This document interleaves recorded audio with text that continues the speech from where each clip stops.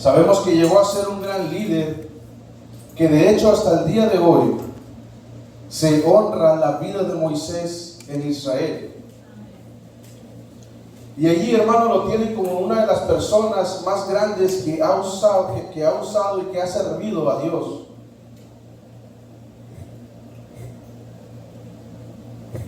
Moisés, hermano, es una de las personas. Quiero dar un pequeño resumen de la vida de Moisés, ¿verdad? Moisés es una de las personas del Antiguo Testamento que a menudo, hermano, se usa para compartir una palabra, para predicar. Lo usamos como ejemplo en muchas ocasiones. Usamos su vida, como el Señor lo usó, el líder que fue, el libertador.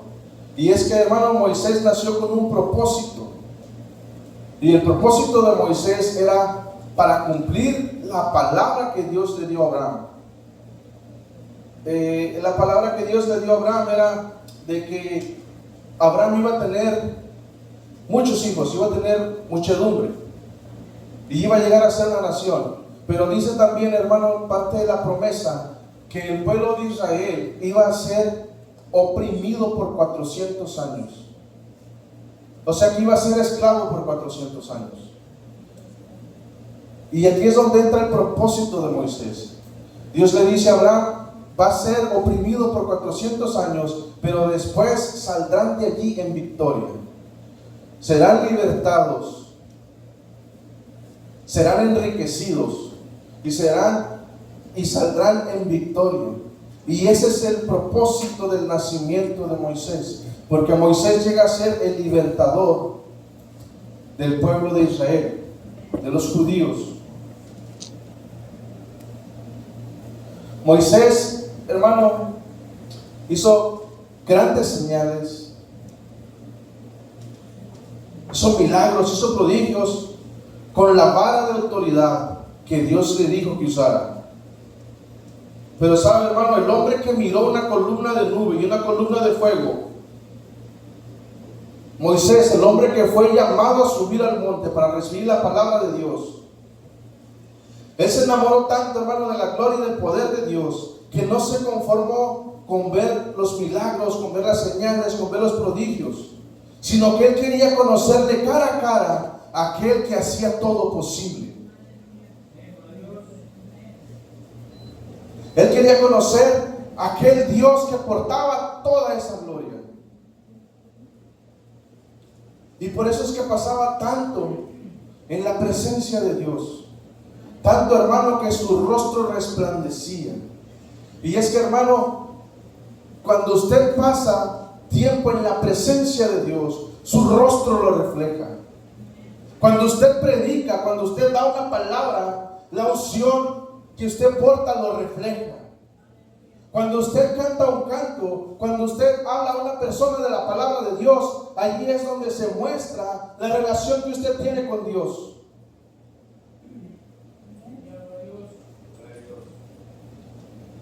Y un dato muy importante, hermano, es de que siempre se reconoce, que siempre hay que reconocerle que la gloria es de Dios. Que la gloria es solamente de Dios y que Él no la comparte con nadie, así como lo dice su palabra. La gloria de Dios, hermano, es tan grande que dice la Escritura que aún ni los cielos de los cielos la pueden contener. Isaías, hermano, en una visión vio al Señor sentado sobre un trono alto y sublime. Dice que sus vestiduras llenaban todo el templo y que por encima había serafines con 6 alas. Dice que con dos alas se cubrían el rostro, con 2 se cubrían los pies y con 2 volaban. Y mientras hacían esto, a voces decían: Santo, Santo, Santo, Jehová de los ejércitos, toda la tierra está llena de tu gloria.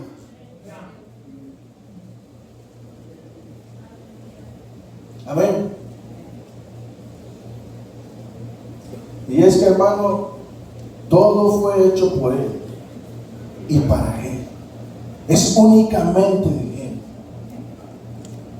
Todo lo que usted haga a través del Espíritu Santo es por gracia de Dios.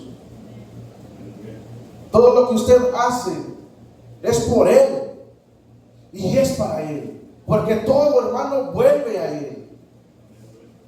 Amén.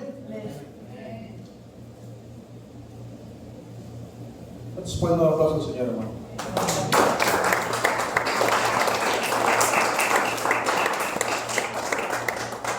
Gloria a Dios. Y hermano, no me he salido del tema. No me he salido del tema, solamente quiero volver al principio. Vamos a poner a Moisés de ejemplo el día de hoy, de que él tenía un propósito. El título, hermano, del tema es el orden que estableció Dios. Y se preguntará de qué orden voy a hablar. Lo vamos a ver enseguida. Que aún, hermano, usted puede tener un propósito en la vida.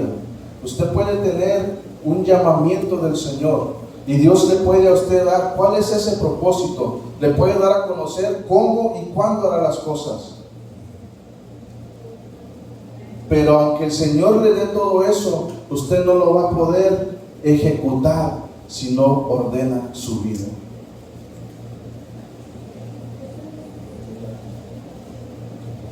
Y vamos a avanzar un poquito más ahí en Éxodo capítulo 3. Vamos a leer una parte de un versículo, hermano, que ha llegado a ser de controversia, este versículo. Y hay muchos teólogos, hermano, que se dedican a estudiar las Escrituras y a basarse en tiempos de antes, en las culturas de antes, para sacar algo más sólido. Pero saben de que cuando yo estaba leyendo la Escritura, yo me daba a entender que la teología sale sobrando, hermano, porque hay veces que el Señor a usted le va a hablar a través de un versículo de una manera diferente a otra persona cuando lo vea. Y creo que precisamente por eso hay misterios en la palabra, porque es lo que Dios te quiere revelar en ese momento para traerte el mensaje que necesitas en ese momento. Y vamos a leer ahí Éxodo capítulo 3, versículo del 1 al 2. Primero vamos por pasos, hermano. Primero vamos a ver del llamamiento de Moisés. Dice: apacentando Moisés las ovejas de Jetro, su suegro, sacerdote de Madián, llevó las ovejas a través del desierto y llegó hasta Horeb, monte de Dios. Y se le apareció el ángel de Jehová en una llama de fuego en medio de una zarza. Y él miró y vio que la zarza ardía en fuego y la zarza no se consumía. Vamos a leer. Y la pregunta es: ¿qué hacía Moisés en Madián, lejos de los suyos? Sabemos que él estaba escondido porque había asesinado a un oficial que maltrataba a un judío, a un esclavo. Él había tomado justicia en sus manos, por lo cual se enteraron de lo que había sucedido y él huyó de ese lugar y fue a parar a Madián. Pasó años en Madián apacentando ovejas. Pasó años lejos de su pueblo. A veces nos alejamos del pueblo del Señor, hermano. A veces nos alejamos del camino donde debemos estar. Pero sabe de que la Escritura dice algo que a mí me gustó. Dice que llevó las ovejas a través del desierto hasta llegar al monte Horeb, el monte de Dios.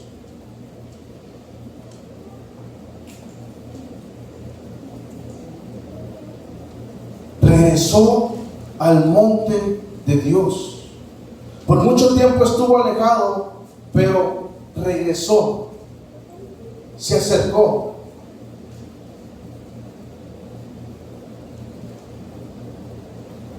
Y cuando él se acerca, dice que llamó su atención una zarza ardiendo, una zarza en fuego. Pero lo curioso, lo que llamó la atención de Moisés fue de que la zarza no se consumía.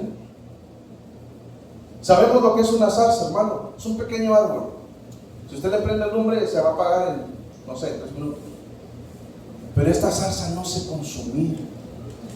Y eso llamó su atención y dijo, pues lo entendiera si fuera un roble, lo entendiera si fuera un encino, pero es una zarza. Yo tengo que ir a ver qué es lo que está pasando, porque es algo sobrenatural. Y es que el Señor, hermano, cuando usted se aleja de su presencia, pero cuando usted se acerca, siempre va a hacer algo para atraer su atención.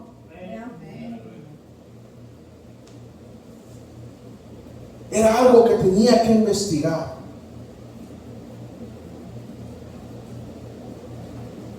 Cuando Moisés se acerca a la zarza, escucha la voz del Señor. ¿Qué es lo primero que le dice? Quita tus sandalias, porque el lugar que estás pisando, santo es.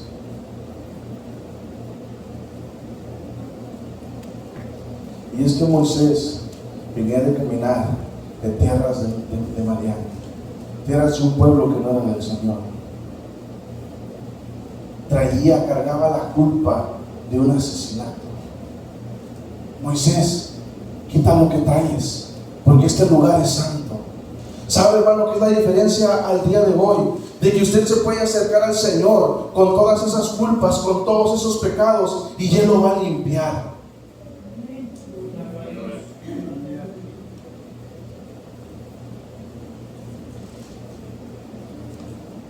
Segunda cosa que hace el Señor, lo limpia y le usa el ejemplo de la lepra. Dice la palabra que la mano de Moisés se llenó de lepra, pero el Señor la limpió, le puso un proceso, mete tu mano, y la sacó y estaba limpia. El Señor le quería mostrar de que Él lo estaba limpiando. Tercera cosa que hace el Señor es que le muestra el propósito. Le muestra el propósito de su vida y le muestra el plan. Así lo vas a hacer. Hermano, hermana, si usted aún no sabe cuál es su propósito, búsquelo, acérquese al Señor con toda sinceridad. Señor, yo quiero servirte, yo quiero ser útil, yo quiero ser un utensilio, Señor, de uso honroso.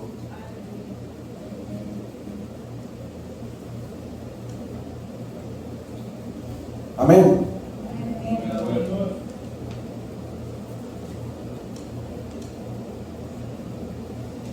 Yo escogí, hermano, hablar de Moisés por una razón especial. Y es que Moisés tenía el plan, el propósito. Ya Dios lo había limpiado. Ya Dios le dijo cómo hacer. Le dio la vara de autoridad. Y Moisés pensó que ya estaba listo. Emprendió camino. Pero ¿sabe una cosa? El Señor le salió al encuentro, dice la palabra, y lo quiso matar. ¿Sabe por qué? Porque no había arreglado su vida. Porque quería hacer la obra del Señor sin antes arreglar su vida. ¿Alguien me está entendiendo, hermano? A Habla la palabra del Señor ahí. Dele vuelta nomás. Es Éxodo 4, versículo 24 al 26.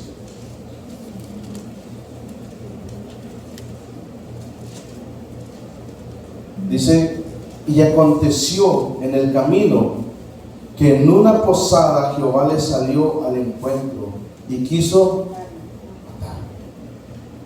Entonces Sífora tomó un pedernal afilado y cortó el prepucio de su hijo y le echó a sus pies, diciendo: a la verdad tú me eres un esposo de sangre. Así le dejó ir luego. Y ella dijo: esposo de sangre a causa de la circuncisión. Como le comentaba hace rato, Moisés tenía un propósito, y aunque tenía un llamado y Dios le había mandado liberar a su pueblo, no podía hacerlo sin antes arreglar su vida. Una cosa, hermano, es que te acerques a la presencia de Dios y que Él perdone tus faltas, perdone tus pecados, te muestre tu propósito, te dé luz verde para avanzar. Pero otra cosa es de que tú arregles tu vida. ¿Y de qué estoy hablando? Moisés había pasado muchos años en Madián, que se acostumbró a las raíces de su esposa. Vea por qué le digo, hermano, que la teología a veces sale sobrando. Porque cuando el Señor te quiere hablar algo, te lo muestra de una manera que tal vez no lo vas a comprender.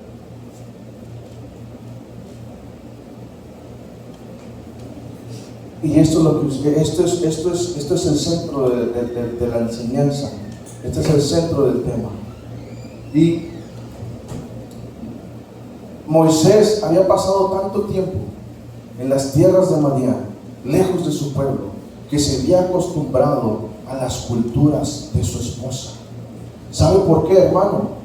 Porque estaba pasando por alto algo muy importante.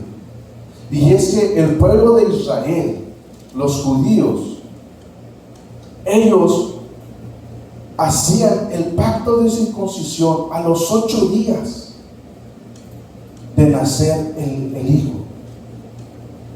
En cambio, el pueblo de Madián hacían lo mismo de la circuncisión, pero no lo hacían a ese tiempo. Ellos lo hacían antes del matrimonio. ¿Me está entendiendo, verdad? O sea que Moisés se dejó influenciar por las culturas de su esposa, dejando pasar por alto el pacto que Dios hizo con sus ancestros, con su padre Abraham. Hermano, ¿me está entendiendo ¿cómo se dice?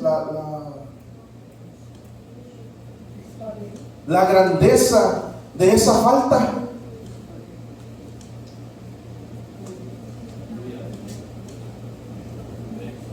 Y es que lo que a mí el Señor me hablaba es de que a veces nosotros, por estar tan enamorados de nuestras esposas, dejamos que ellas tomen el control.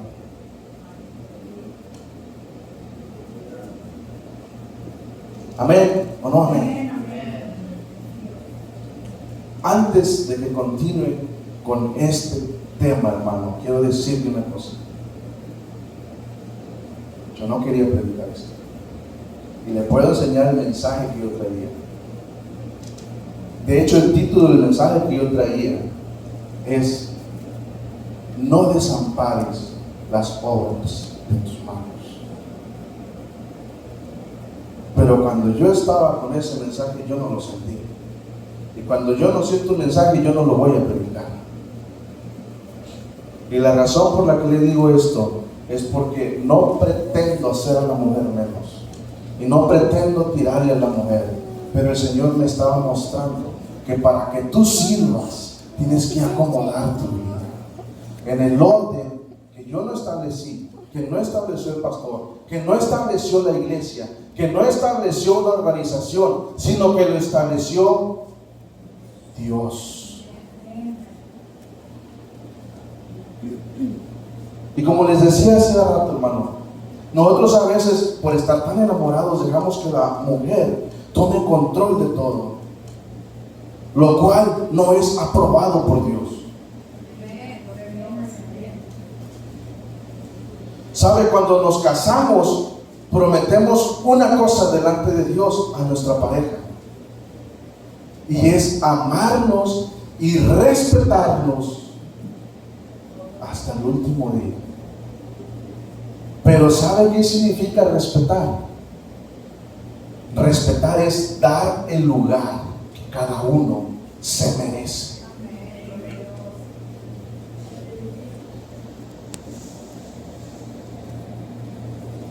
A Moisés casi le cuesta la vida poner la cultura de su esposa por encima del pacto de Dios con su pueblo. Te escucho muy pocos amenes, hermano. Dice la palabra de Dios que amén significa que está de acuerdo. Que los ángeles están de acuerdo conmigo, con esta palabra. Y hermano, a causa de esto tuvieron que llegar al punto de casi morir. Lo bueno fue que la esposa de Moisés reconoció y cumplió el pacto a tiempo. Dice la palabra que cortó el prepucio de su hijo y por encima aceptó a Moisés como su esposo de sangre por circuncisión. Es decir, ahora ella negó sus culturas, no esperó más para cortar el prepucio de su hijo y de ser casado como tenían ellos por costumbre.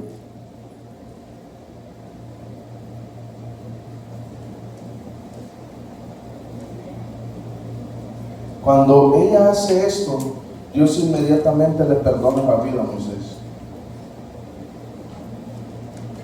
Hermanas, es muy importante que cuando su marido esté trabajando en la obra de Dios, o que cuando su marido pretenda trabajar en la obra de Dios, es muy importante de que usted se sujete a su marido.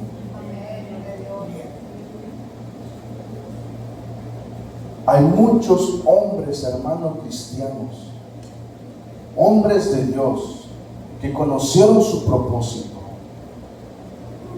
Dios les mostró el plan, pero murieron espiritualmente porque su esposa no se sujetó. Me tocó verlo, hermano. A mí me tocó verlo. La persona que le conté en Alice, que conocí hace mucho tiempo, que me lo encontré en Alice, él pasó por eso. Su esposa no se sujetaba. Ella quería tener el micrófono, ella quería estar enfrente, ella lo tenía sentado, ella se alejó del camino de Dios. Dios le mandó a ese lugar, le hablé de la palabra, le hablé de que se arrepintiera, no aceptó, a los meses él falleció.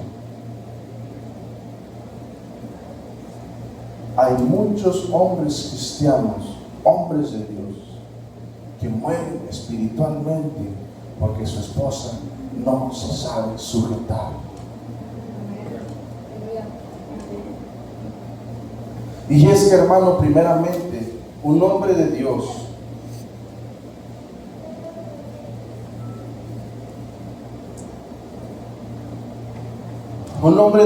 hermano, necesita el apoyo de su esposa, que sea su ayuda idónea, no un obstáculo más. ¿Cuántas hermanas quieren ver a su esposo trabajando en la obra del Señor? ¿Cuántas hermanas quieren verlo allá en el mundo? Nadie, ¿verdad? Deberíamos de ser una sola carne, hermano, y tomar una sola dirección.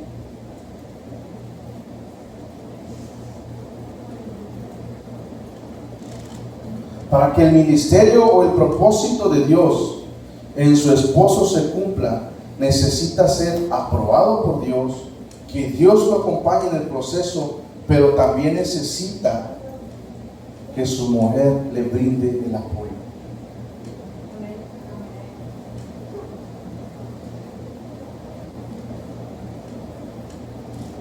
Y también es muy importante que esté casado.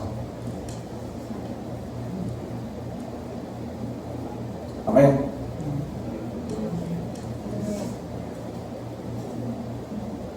Muy serios, hermanos. Y sabe, hermano, de que yo le conté hace rato que yo tenía un poco de temor, hermano, hablar de esto. Y yo seguía aferrado con el otro tema. Pero un testimonio que escuché, que se lo voy a contar, fue, creo que el Señor hablando me trae el testimonio para yo seguir con esto. Y le voy a contar el testimonio que sucedió, hermano. Esto sucedió y salió en las noticias. No pude acordarme, más o menos no chequé en qué parte, pero creo que fue algo de México o el sur de México, allá muy abajo. Y le voy a contar el testimonio, hermano, el por qué es importante que la esposa se sujete al esposo. Y el testimonio, hermano, empieza contando de padres cristianos. Y ambos eran ujieres. Pero había un problema, que la señora siempre quería estar encima. Siempre quería estar en lo que yo digo, eso va a ser. Y el esposo aceptaba. Y tenían una niña. Bueno, no sé si tenían más, pero habla de que tenían una niña. Y la niña pues comenzó a crecer, se hizo joven. Como todo joven es atraído por las cosas del mundo, la joven empezó a desviarse un poco. Y dice el testimonio, hermano, que esta joven quería salir con sus amigos. Y fue con su padre, respetando la autoridad del padre. Ella fue y le dijo: papá, quiero salir con mis amigos, dame chance. Su papá le dijo a él: no es conveniente, es muy tarde, no es conveniente que salgas. Y la niña entendió. La persona que cuenta el testimonio dice que la niña comprendió que el padre le dijo que no, pero la madre entró al cuarto y le dijo: ¿qué? Déjala ir. ¿Qué más da si la dejas ir una hora? Y él le dijo: es que no veo conveniente que vaya. Pero la madre insistió y dijo: tienes una hora para ir. En una hora vas y regresas. La niña mira al padre y el padre la mira con ojos de que ¿es ok? Yes. Esta niña se reúne con sus amigos, los que la invitaron a salir. Y ocurre algo muy feo, hermano. Dice el testimonio que cuando ella llega con sus amigos, les pregunta: hey, ¿qué vamos a hacer? Y ellos le dicen: vamos a sacrificar al diablo. Te lo reprendo en el nombre de Jesús. ¿Y qué vamos a sacrificar? La niña curiosamente pregunta: ¿qué vamos a sacrificar? Cuando ella preguntó eso, no sé si usted a lo mejor usted lo alcanzó a mirar, yo lo miré apenas, este testimonio lo acabo de ver. Ya tenía años que pasó. Y cuando la niña pregunta esto, uno de ellos salta con un cuchillo y le pone 7 puñaladas en el cuello.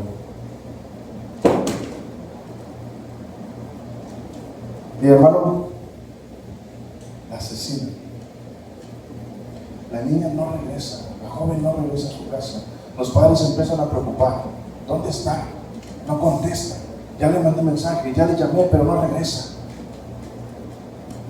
No era conveniente que ella saliera, hermano. El padre decía: hey, no es conveniente que salga, es muy tarde, ¿a dónde vas? Pero la madre dijo: puedes ir, dándole la contraria al esposo. Cuando encuentran el cuerpo de la niña, llaman a la madre para que identifique el cuerpo. Y empieza, hermano, la etapa del sufrimiento. Y llaman al pastor de la iglesia: hey, pastor, no puedo, mira lo que pasó. Y allí está.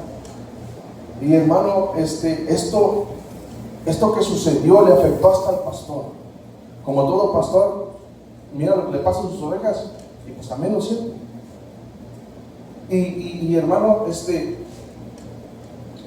pastor se mete en oración, porque la madre no solamente sufría por culpa de lo que pasó, sino que ella sufría por la alma de su hija. Ella temía que la alma de la niña, de la joven, terminaría en el infierno.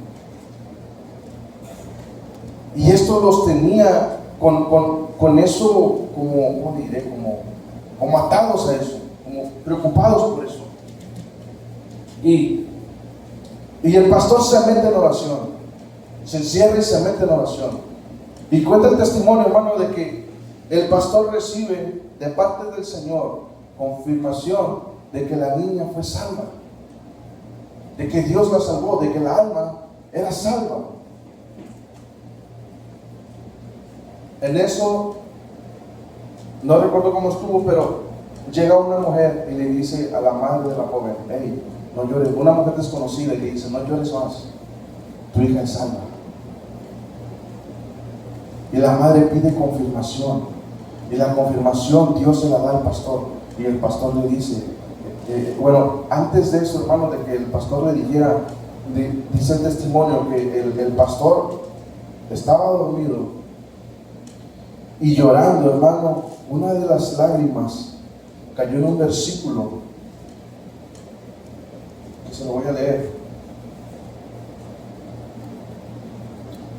En un versículo en el Salmo 18, versículo 17, que dice: me libró de mi poderoso enemigo y de los que me aborrecían, pues eran más fuertes que yo. En ese versículo cayó la lágrima del pastor.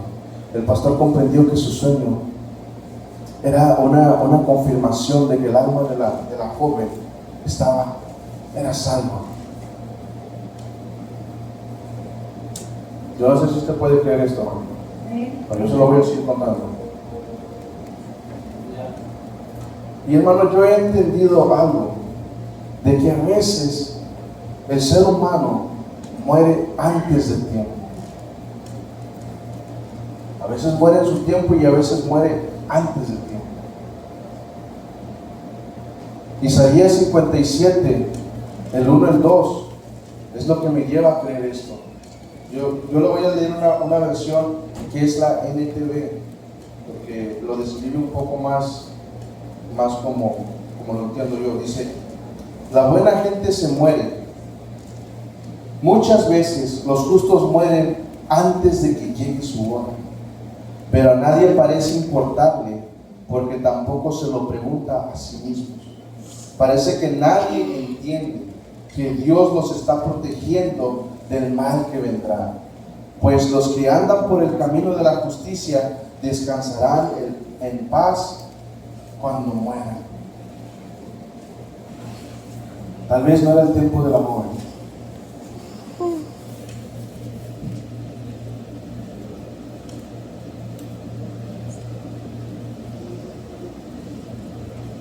¿Sabe, hermano? Este testimonio se lo cuento. La verdad, a mí me entristeció, porque tal vez no era el tiempo de la joven, pero por una necedad de la mujer, la joven perdió su vida.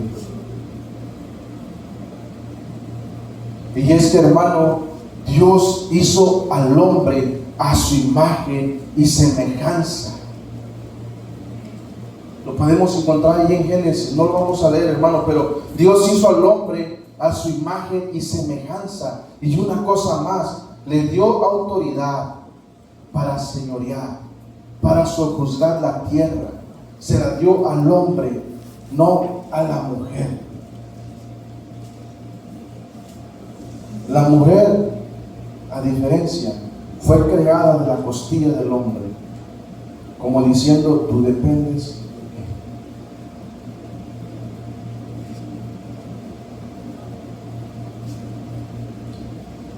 Y hermano, esto no se trata de machismo, créanmelo que no se trata de machismo, hermano.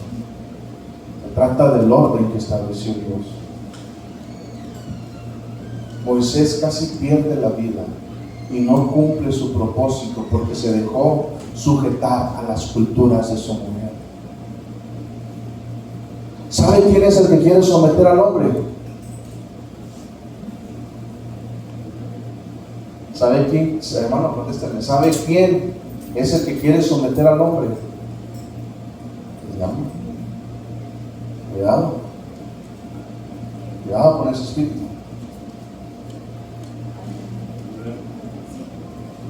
Mírame, hermano.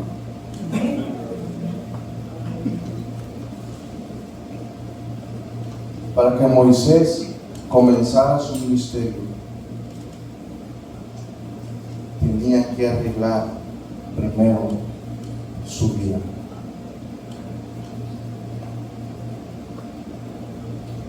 Y cuando esto se arregla, hermano, podemos ver cómo Dios respalda a Moisés en toda la trayectoria. Como le dije al principio, Moisés hasta el día de hoy es honrado en el pueblo de Israel, porque llegó a ser un gran siervo de Dios, una de las personas más usadas por Dios. Pero ¿qué hubiera pasado si no hubiera arreglado su vida?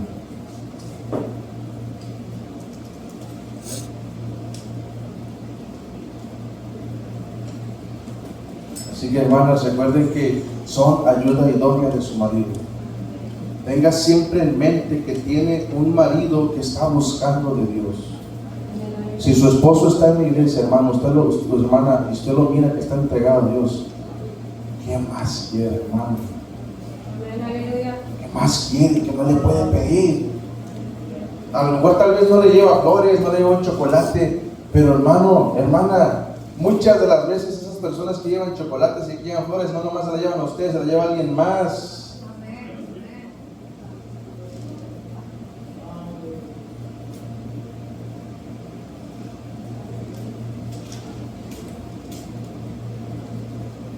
No echemos, hermanas, no echen a perder el esfuerzo de sus maridos.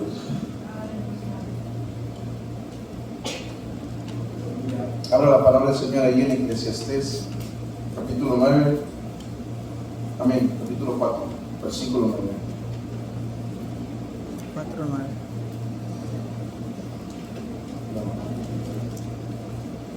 Cuando lo tenga, hermano, por favor, quiero que leamos esto.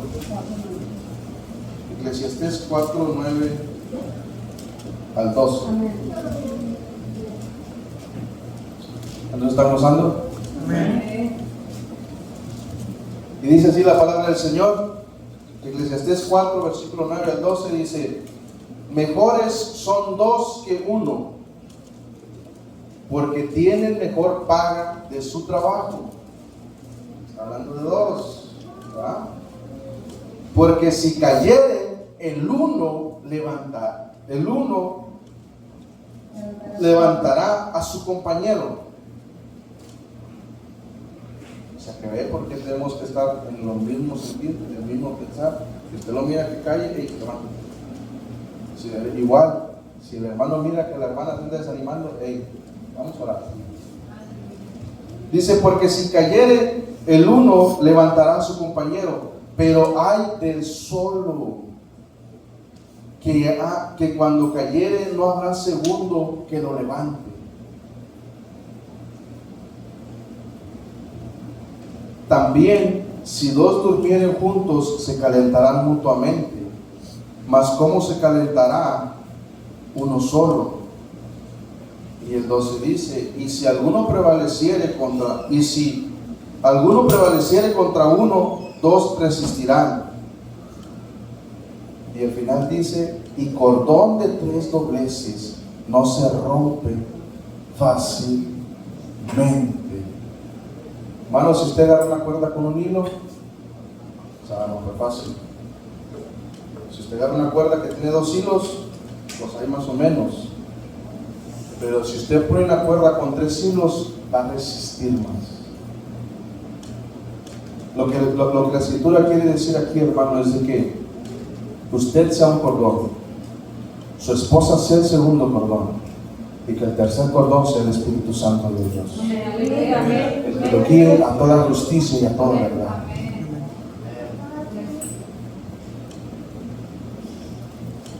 Para terminar, hermano, primera de Pedro, capítulo 3. No lo voy a leer, hermano. Pero se lo quiero apuntar, ¿verdad? Primera de Pedro, capítulo 3, hermano, habla de que asimismo, mujeres, están sujetas a vuestros maridos, para que también los que no creen en la palabra sean ganados sin palabra por conducta de su esposa. Lo voy a leer otra vez. Asimismo, mujeres, estad sujetas a vuestros maridos, para que también los que no creen la palabra, o sea, los del mundo, sean ganados sin palabra por conducta de sus esposas. Y es que la mujer sujeta al marido, hermano, juega un gran papel en la vida del hombre cristiano. Hermanas casadas, su conducta puede ganar almas para Cristo. Pero sin buena conducta, hasta su marido lo puede sacar del camino. Creo que por ahí dice la palabra, no recuerdo si es un salmo que dice que, como dice, es mejor estar en el desierto, ¿no?, que con una mujer. Algo así dice. Algo así. No lo quise apuntar porque se me hace muy fuerte, pero...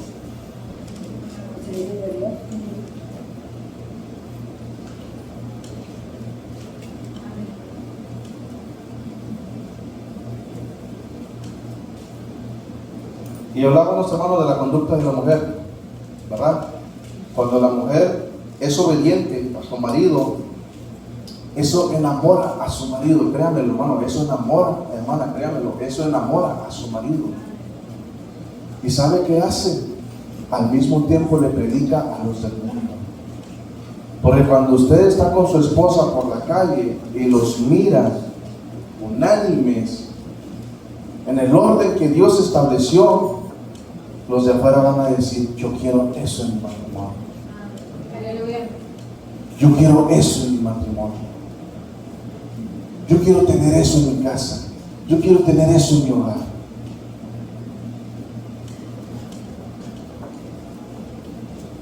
Y hablando de que la esposa sea obediente al marido, para terminar, hermano, con esto,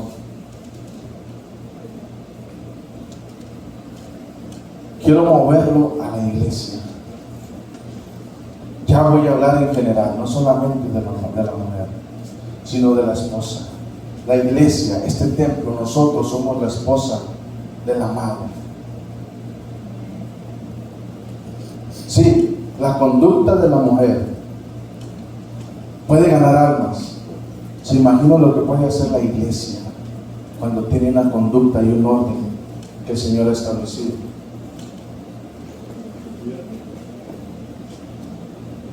Una iglesia sana puede ganar almas con la conducta. ¿Cuántas personas, hermano, hay allá afuera en el mundo que se salieron de la iglesia porque los lastimó la iglesia?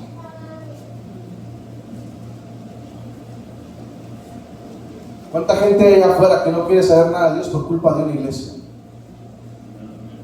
Por eso, así como la mujer debe de sujetarse al hombre, así la iglesia también debe sujetarse a Dios. Y hermano, si usted quiere que la mujer se sujete a usted, usted tiene que sujetarse primeramente a Dios.